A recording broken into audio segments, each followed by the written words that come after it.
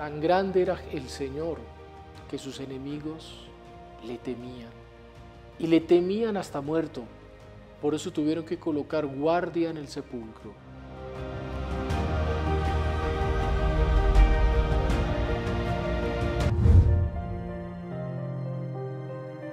Por eso mismo se dio el testimonio de la resurrección del Señor. Habían testigos y eran los guardias, aunque lo quisieron negar, lo negaron por la paga de un soborno, pero fueron testigos de la resurrección del Señor. Una resurrección que se da en la historia, que es un hecho concreto. Pasa el Señor de la muerte a la vida. Pasa el Señor del aparente fracaso al auge de su gloria. Que aparece el Señor a la Magdalena, apóstol de los apóstoles. Una mujer es aquella que es tenida por tener tan gran amor, digna de que el Señor le anuncie y aparezca en su gloria. Y es ella la que corre a llamar a los apóstoles, y Cefas y Juan son testigos de que el Señor resucita. Una resurrección misteriosa, una resurrección que lanza la gran piedra que sellaba el sepulcro a muchos metros, que deja el lienzo, el sudario en que fue envuelto de una manera ordenada sobre la propia piedra sobre la cual se encontraba el cuerpo del Señor. Dos ángeles encuentran a la Magdalena sentados allí en la piedra y le anuncian la resurrección del Señor. Una resurrección que anuncia nuestra resurrección. Si Cristo no hubiera resucitado, vana sería nuestra fe, nos lo dice San Pablo. Y por eso el anuncio de la resurrección es el centro de la fe católica. No seguimos a un Dios que fue barrido de la tierra por sus enemigos. Seguimos a un Dios que murió por amor, murió por nosotros, pero resucitó también por amor y es la primicia de nuestra resurrección.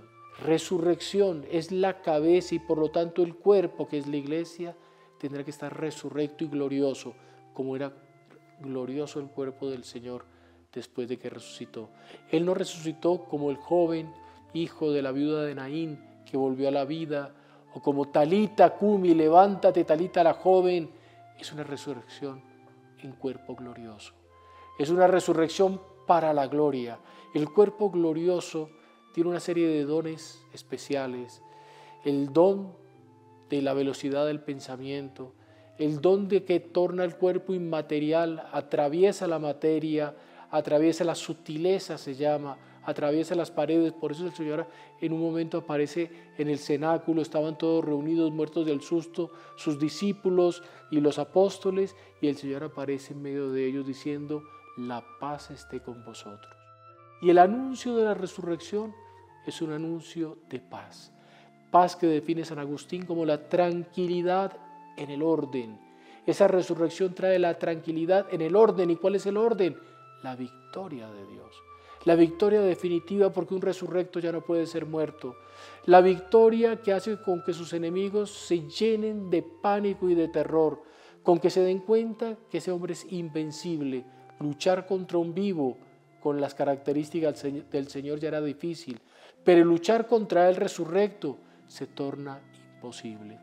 Una resurrección que vieron los 12 cuando el Señor estaba allí resucitado, y que tuvo la gracia Tomás el incrédulo de que el Señor resurrecto le tomara la mano y le introdujera los dedos en su costado para que fuera el testigo de que Él estaba allí resurrecto y que tenía un cuerpo. El Señor resurrecto come en cuerpo glorioso.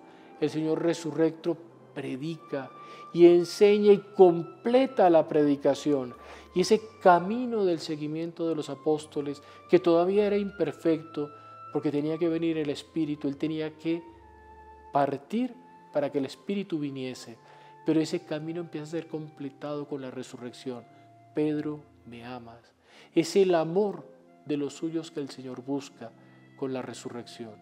Y ese me amas resuena en nuestra vida. Me amas cuando morí por ti. Me amas cuando resucito por ti. Me amas cuando te invito también a resucitar y a morir por mí. Me amas, ese amor que un Dios mendiga, un mendigo de amor. Ese mendigo del amor está queriendo conquistarnos y está queriendo que nosotros seamos conquistadores de otros por amor. Es un amor que no se deja vencer, ni siquiera por aquellos que lo ultrajaron en la pasión, porque Longinos, que le atravesó su costado, el amor lo llevó a la conversión. Y ya resurrecto, ese amor termina de formar a sus discípulos y a sus apóstoles. Hecho real y concreto. No podemos dudar de la resurrección del Señor. Se dio en el tiempo y en el año 56 ya San Pablo lo coloca en la carta a los Corintios, el anuncio, aquello que nos fue enseñado, que el Señor murió y resucitó por nosotros. Se apareció primero a Cefas y después a los 12.